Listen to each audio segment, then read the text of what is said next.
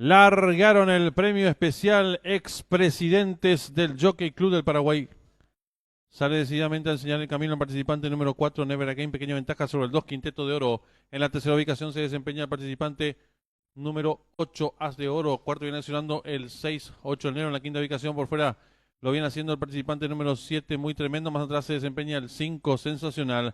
Los competidores están enfrentando el codo con el número 2, Quinteto de Oro, enseñando el camino. Lo hace con 2 cuerpos y medio de ventaja sobre el 4, Never Again. Tercero se desempeña el número 8, As de Oro. Cuarto viene accionando el participante número 6, 8 en la quinta ubicación. Gana terreno el número 5, sensacional. Más abierto lo hace el número 7, muy tremendo. Y los competidores del premio especial, expresidentes del Jockey Club del Paraguay, están en la recta final.